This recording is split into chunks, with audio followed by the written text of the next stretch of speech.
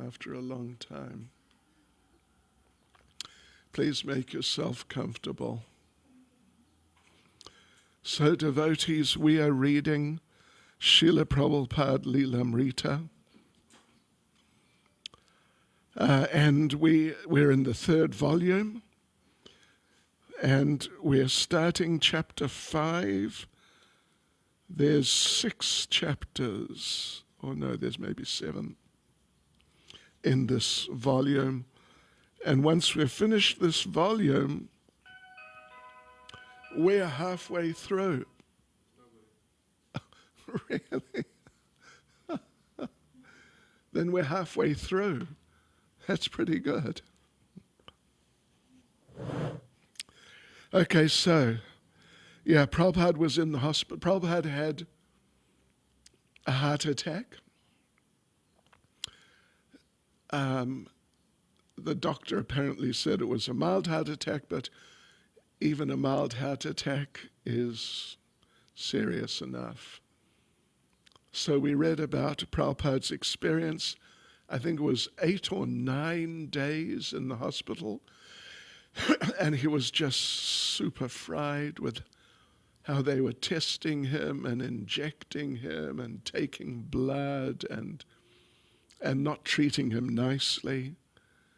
So eventually, Gargamuni, a disciple, Brahmananda's brother, just took him out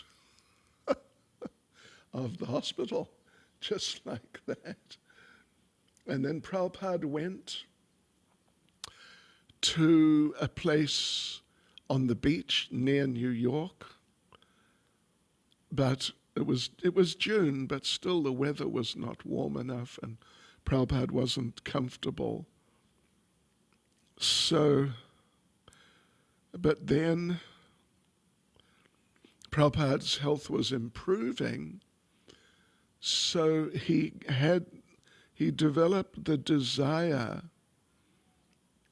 to go to San Francisco because it would be a bit warmer than New York.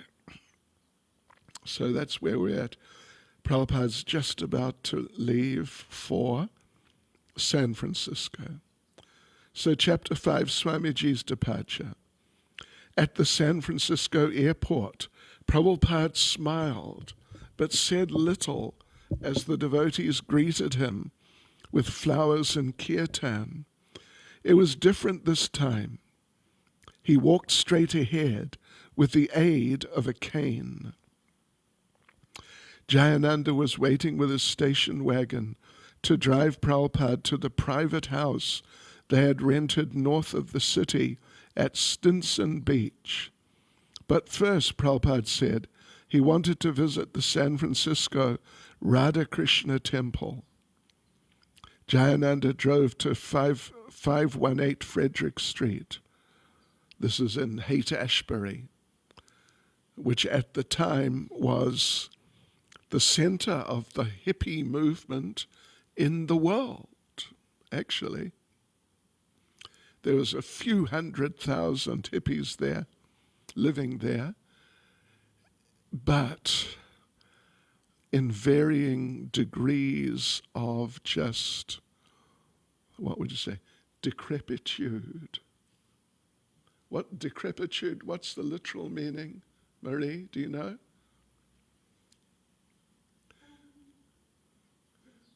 Degradation on all levels. Which on? Degradation. Oh, degradation. Poverty.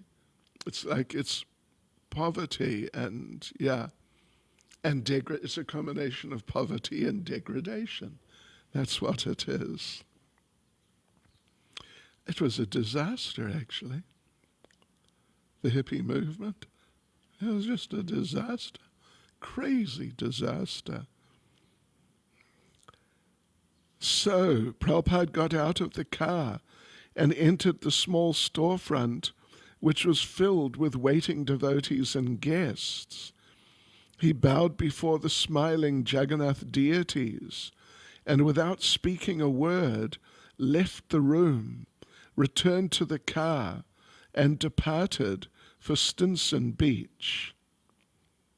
Wow, amazing. He bowed down before the deities, didn't speak a word, and came out. The ride up through the seaside cliffs was so winding and climbing that Prabhupada became nauseated. An inauspicious beginning to what ended up being, eventually Prabhupada couldn't tolerate it. And so he's going to go to India in due course.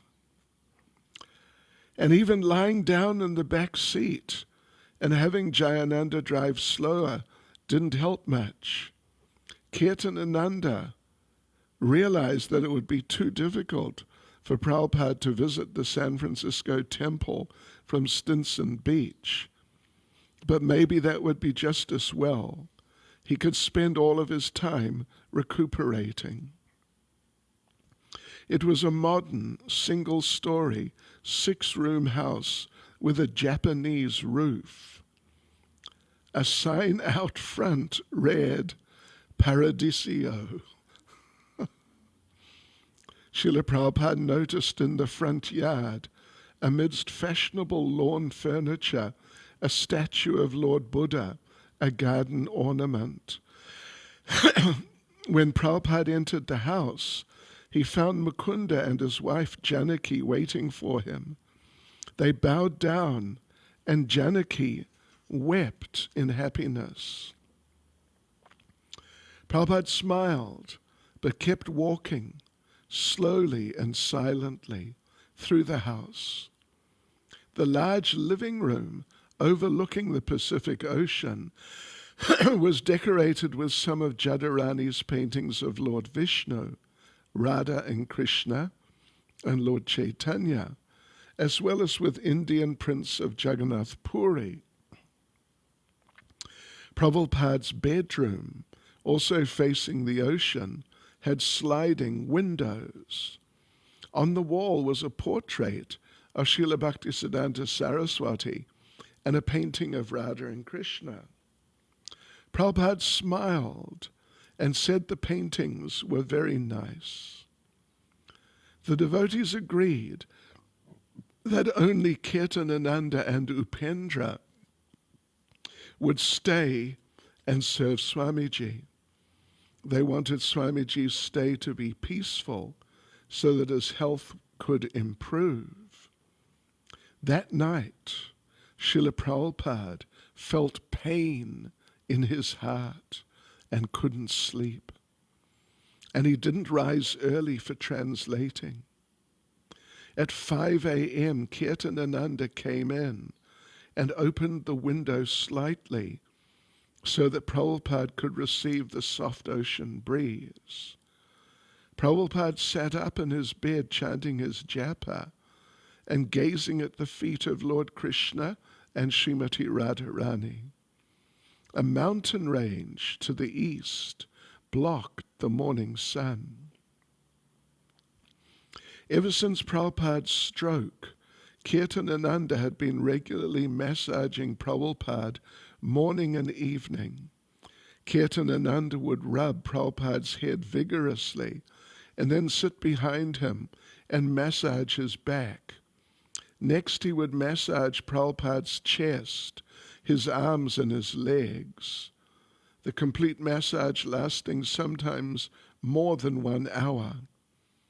Since leaving the hospital, Prabhupada had also been taking daily morning walks, even while on the Lower East Side.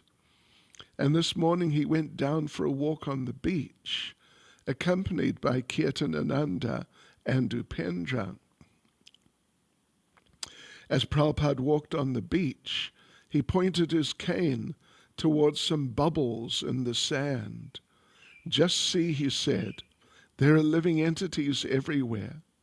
There's no place without living entities, and yet they say there is no life on the moon."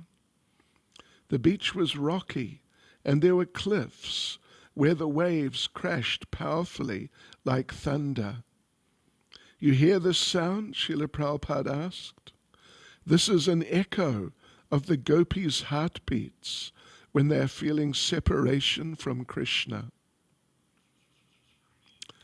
He walked for an hour until his two young servants were both tired. Do I tire you walking? He laughed. This walking and massaging are saving my life from day to day. Then he continued walking. By 11 o'clock, the sun finally appeared over the mountains and through the clouds. Srila Prabhupada, his head wrapped with a towel, sat in a folding chair on the beach, taking in the sunshine. He kept saying he needed more sun. After lunch, the sky was again overcast. In the evening, Prabhupada called Kirtanananda and Upendra into the large living room and led them in a subdued kirtan, singing Hare Krishna and Govinda Jaya Jaya. He stood and led them in a large circle around the room. He would stop before the picture of Krishna, bow slightly with folded palms, turn around, and then continue in the circle. On July 8th, after Prabhupada had been at Paradiso for 2 days, Shamsundar and Mukunda drove up from San Francisco. The next day was to be Rath Yatra. Oh, that's what Prabhupada wanted to go for the Rath Yatra. That was at first Rath Yatra in the Western world. Right. The next day was to be Rath Yatra, and Shamsundar and Mukunda, the first devotees to visit Prabhupada since his arrival at Stinson Beach, told Prabhupada about all the festival preparations. Of course, the whole festival had been Prabhupada's idea, but the devotees in San Francisco were trying to do exactly as he had asked. Srila Prabhupada had first gotten the idea for the festival while looking out the window of his room above Frederick Street, noticing flatbed trucks passing below. He thought of putting Jagannath deities on the back of such a truck and conducting an American-style Rath Yatra festival. He had even sketched a truck with a 4-pillared canopy on the back and decorated with flags, bells, and flower garlands. And he had called in Shamsundar, "Make me this cart for Rath Yatra."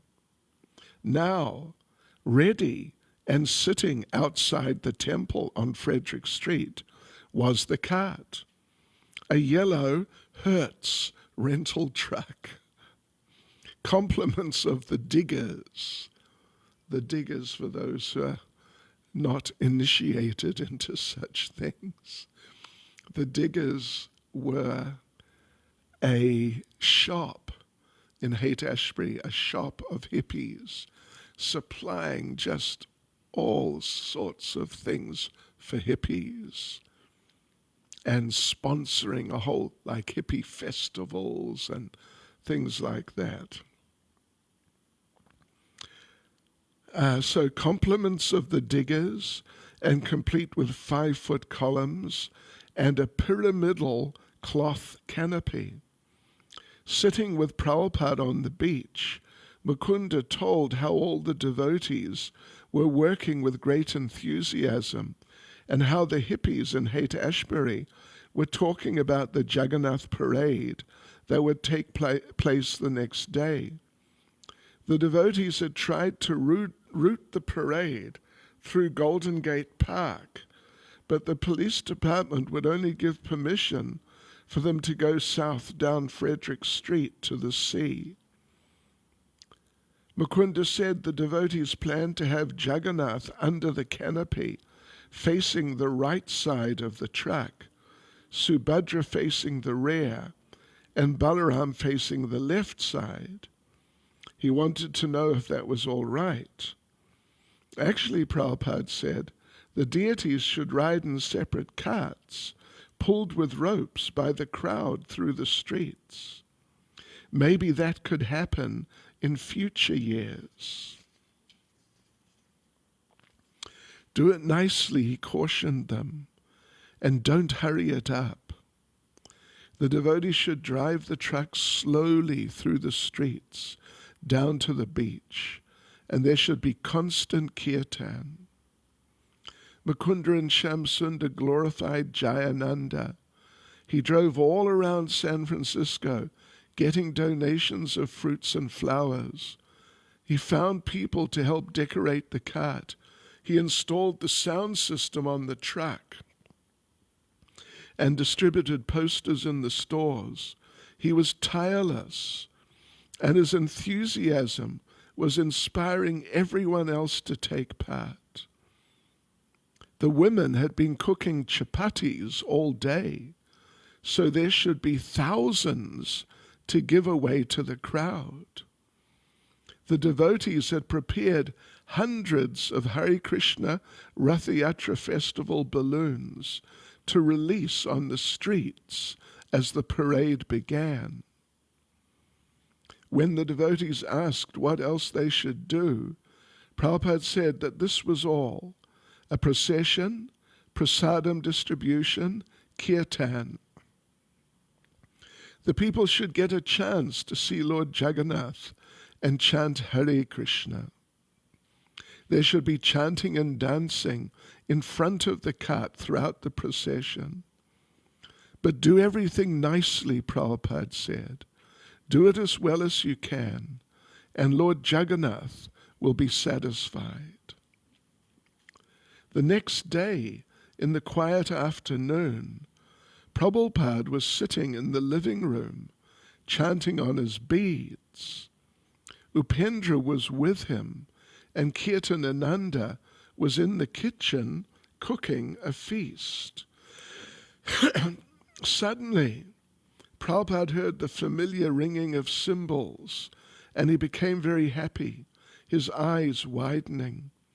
Looking outside, he saw the Ratha Yatra truck with Lord Jagannath, Subhadra and Balaram, and dozens of devotees and hippies eager to see him. He went out to greet them and had them bring the deities inside and set them on top of the upright piano. Devotees and guests followed, filling the large living room. Smiling, Prabhupada embraced some of the men, while others made obeisances at his feet. Some devotees helped Kirtanananda in the kitchen get ready to distribute the large feast he had prepared. Others reported on the success of the Ratha Yatra festival. It was great. It was wonderful. It was a beautiful day, they said. And Prabhupada listened, moved by his disciples' description of the celebration. Many hippies had joined the large procession. Mukunda, Haridas, Hayagriva, and some of the women had been on the cart, and the instruments, including Yamuna, including Yamuna's playing on the harmonium, had all been amplified. Everyone in the streets had liked it. The police, motor escorts, had tried to hurry the devotees, but so many people had crowded in front that the parade had been obliged to go slowly, just as Swamiji had asked. Subal had danced wildly the whole time, and Jayananda had been jumping up and down, playing cartels. From the truck, some of the women had handed out cut oranges, apples and bananas, and others had thrown flowers. The crowds had loved it. Shamsunda told how they'd been going up a steep hill. Shamsunda had been driving with his dog, Ralph, beside him on the front seat when the truck had stalled. Oh, Krishna. Because in San Francisco, they have really steep hills in the many steep hills. It's really, very steep. He had tried to start the engine but couldn't. Then the brakes wouldn't hold. The truck began rolling backward downhill. Finally, he had managed to stop. But when he had tried to go forward, the engine had stalled and the truck had rolled backwards again. He would get it started. The truck would go forward, then stall, then roll backwards. Everyone had been in anxiety. I remember, I forget, it may have been 73. But anyway, one of the early Ratha Yatras in London, it must have been 73. And, you probably don't know London, but just before you get to the main square, Trafalgar Square, where the sort of stage program happens, and it's a big open area, the big Ratha Yatra cart, the brakes failed,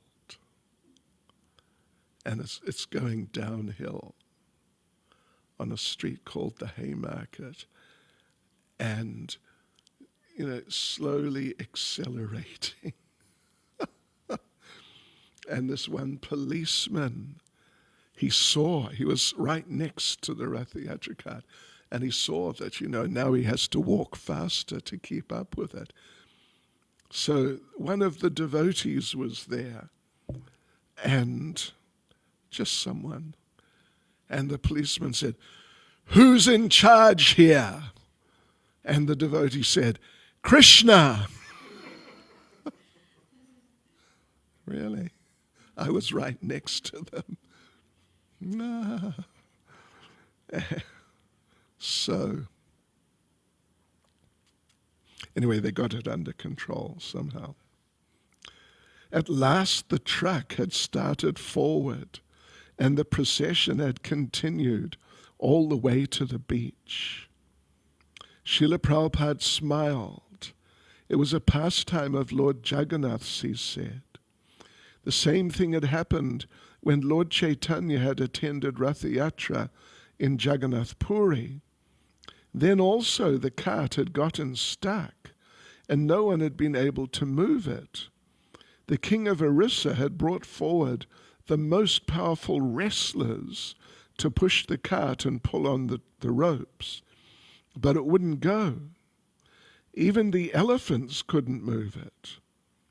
Lord Caitanya Mahaprabhu had then put his head against the cart at the back and pushed, and only then did the cart begin to move.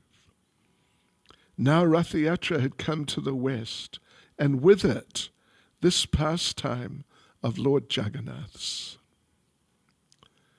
Prabhupada noticed some devotees were missing. "Where are Yamuna and Janaki?" he asked. The devotees told him that some hippies had handed out candy spiked with LSD, and that a few of the devotees had unwittingly accepted it and were just now recovering. I guess they injected it, or I don't know how they put it in, but somehow. Of course, LSD is such a powerful thing. You just need one drop. It's more than enough. Subal related how, after the festival, they traveled out on the freeway in their flower-bedecked, canopy-covered truck, carrying 30 devotees and the deities of Jagannath, Subhadra, and Balaram. They had driven up through the mountains in what must have been one of the most unusual vehicles ever seen. After all the visitors departed, the deities remained in the house with Prabhupada and his servants. Prabhupada felt satisfied that his disciples had successfully held a Ratha Yatra festival. Although untrained, they were sincere. Bhaktisiddhanta Saraswati and Bhaktivinoda Thakur would have been pleased to see the first American Ratha Yatra. The whole world was in anxiety, Prabhupada Prabhupada explained to the devotees gathered in his room that evening. Only in the spiritual world was there freedom from anxiety. Becoming free from all anxiety and returning to the spiritual world was the purpose of Krishna consciousness. And festivals like Ratha Yatra made people Krishna conscious. Prabhupada had many, many ideas for festivals. And if he had the money and the manpower, he said, he could have a festival every day. There was no limit to Krishna consciousness. This Ratha Yatra festival was another sign of the good reception for Krishna consciousness in the West. He wrote Brahmananda in New York. The house is situated in an exceptionally nice spot, and the house itself is aristocratic. So there's nothing to complain about the house and place. The only difficulty is that I cannot go to the temple on account of the zigzag course of the road and crossing the mountains. Anyway, the devotees are coming here, and the Ratha Yatra festival was just performed with great pomp. More than 500 people followed the procession to the beach, and there were about 24 cars. They distributed thousands of chapatis. It's a bit of an unusual choice. Just take a chapati. Anyway, it's prasadam. They distributed thousands of chapatis. And at last Sri Jagannath, Subhadra and Baladev kindly came here in our house and will stay here for 1 week and then return. Srila Prabhupada still talked of going to India.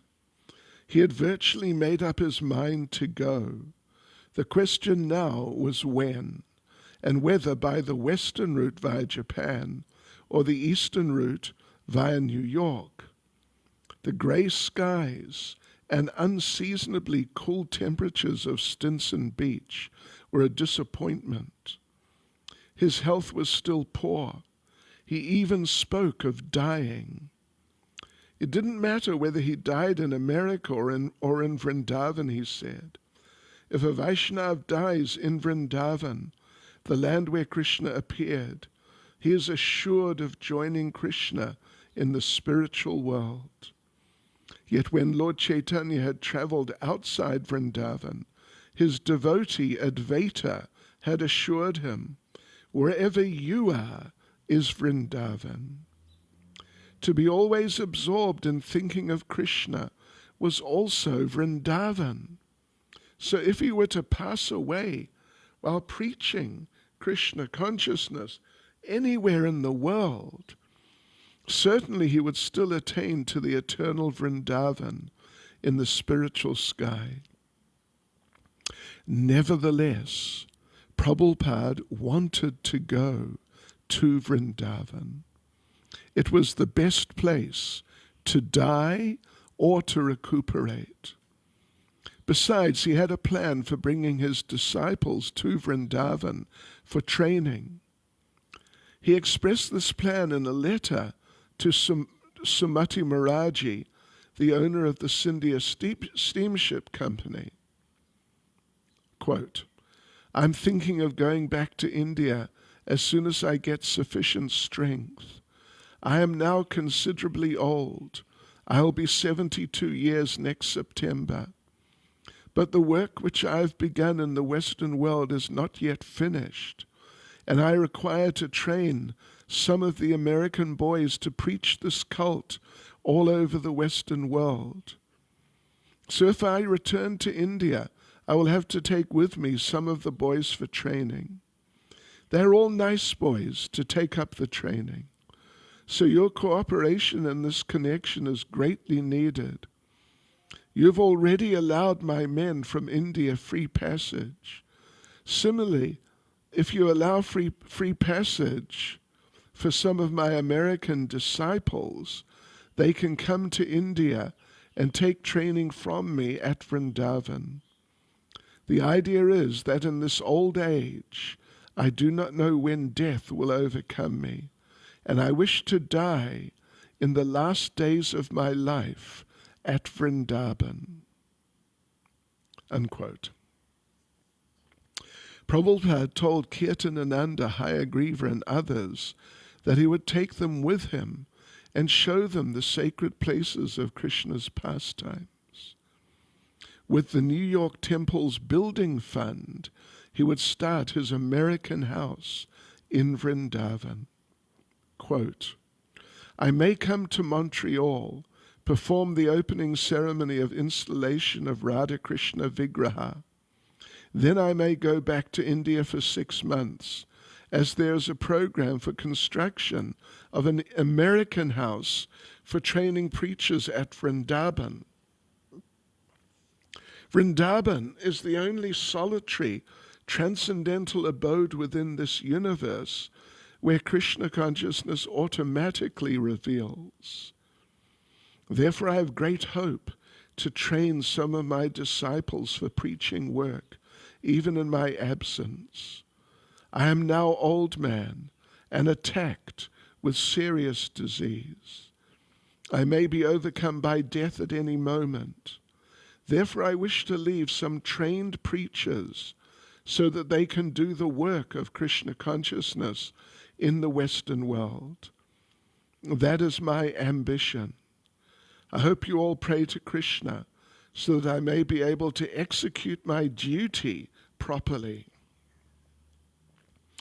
When Govinda Dasi wrote Prabhupada that she was anxious to serve him again as she had in New Jersey, he replied that he would be going to India to try to construct an American house, quote unquote, where you will be invited to come and live for all the days, both your husband and yourself. You will find a very peaceful atmosphere in Vrindavan to worship Krishna. Waiting for sufficient strength to travel, Prabhupada continued his daily routine at Stinson Beach. 1 or 2 at a time, devotees would visit him from San Francisco. His morning walks on the beach, his sitting to take in the sunshine whenever it peeked through the clouds, and his evenings of kirtan or reading in the living room remained undisturbed and peaceful. Upendra. He would sit in his chair on the beach side of the house. He liked to see us go in the water and play. At first I felt a bit strange going in the water and knowing that Swamiji was watching me. But I went in and began washing my body. When I looked back at Swamiji, he was motioning from his chair, throwing his arms up like he was splashing in the water. He kept doing it until finally I understood that he wanted me to splash and play in the water. As I began to splash and jump around in the water, he nodded his head and smiled broadly. Mukunda. I went on a walk on the beach with Swamiji, and when he sat down, I sat down opposite him. Then he asked me, "What is your definition of Krishna?" I said, "Krishna is God. He is the Supreme Being. Our duty is to worship and serve him." Swamiji seemed fairly satisfied, and then he said, "You must chant 64 rounds per day on your beads." I was shocked at this and could not answer. I did not know if there were any need to answer. I just kept looking at Swamiji, and he looked at me. After some time he said, "Or at least you can chant 32 rounds a day." Still silence. I considered it to be very difficult to chant even 16 rounds. I was wondering how I could possibly chant 32 rounds. After some time, Swamiji said, "At the very least, you must chant 16 rounds every day." I said, "Yes, Swamiji." I knew that I could at least try to handle that much. Prabhupada told Kirtanananda that he wanted to play the piano. The Jagannath deities who had sat atop the piano for a week were now back in San Francisco at the temple. But when Kirtanananda and Upendra moved the piano away from the wall, they heard the thud of a falling object. "What is that?" Prabhupada asked. Kirtanananda reached behind the piano and produced a framed canvas wrapped in a madras. He uncovered it and revealed a painting of Lord Nrsingadev. "Why is this being hidden behind the piano?" Prabhupada asked. Janaki happened to be visiting at the time, and she confessed. While she had been arranging the house for Prabhupada's arrival, someone had sent the painting out to the house. She had found it and hidden it. It was ghastly, she explained. Lord Nrsinga was tearing open Hiranyakashipu's abdomen, and there was blood everywhere. Patiently, Prabhupada explained that although materialistic people feel sorry for Hiranyakashipu, devotees become ecstatic when they see Nrsingadev tearing him apart. Hiranyakashipu, he said, had terrorized the whole universe and had usurped the throne of Indra, the king of heaven. Hiranyakashipu had even tortured his own 5-year-old son, Prahlad, a pure devotee of Lord Krishna.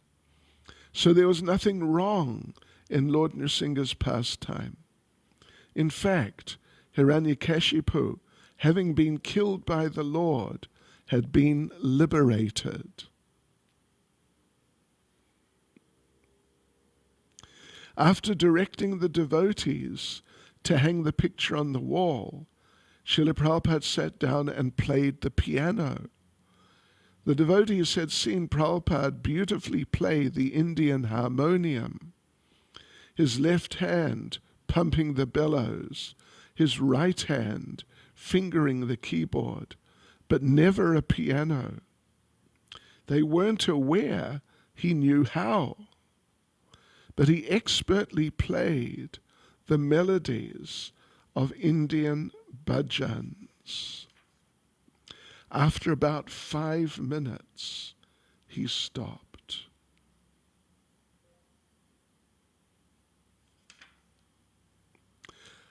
Okay. Hare Krishna. Srila Prabhupada ki jai.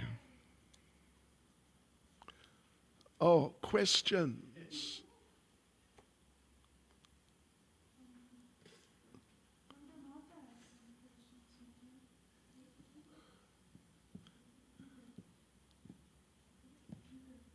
Oh yeah, you must use a mic.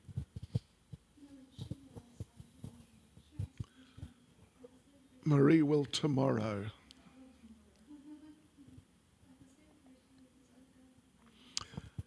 Please ask a question if you're going to, yes. Maharaj, we were wondering, when the gopis appear in Mahaprabhu's pastime, what mood are they in? Because we know in the spiritual world they're in Madhurya Ras. Yeah. Internally, they're in their, generally, internally they're in their Vrindavan mood. Externally, they're in the mood of being devotees of Lord Caitanya. Yeah. But some of them, they're just in their mood of being devotees of Lord Caitanya. Particularly before the Mahaprakash Leela, nobody was conscious of their relationship with Krishna. They just saw themselves as residents of Navadvip. Yeah.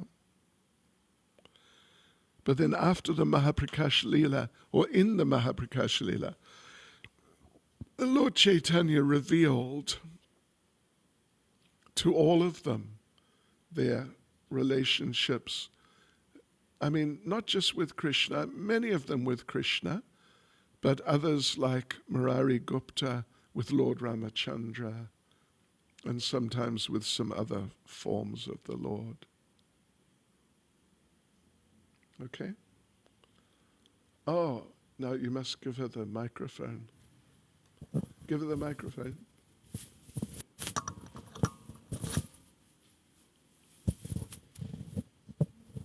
Hare Krishna Maharaj. Their relationship with Lord Chaitanya, would that be all in reverence because he's the Yes. spiritual master? It's all in reverence. Thank you. So the rasa is generally servitude. Yeah. Even like Rupa Goswami, Sanatana Goswami, these devotees, they're in a mood of dasya ras with Lord Chaitanya. Hare Krishna. Srila Prabhupada ki jai. Thank you for your association. Lakshmi Nath Prabhu, stalwart.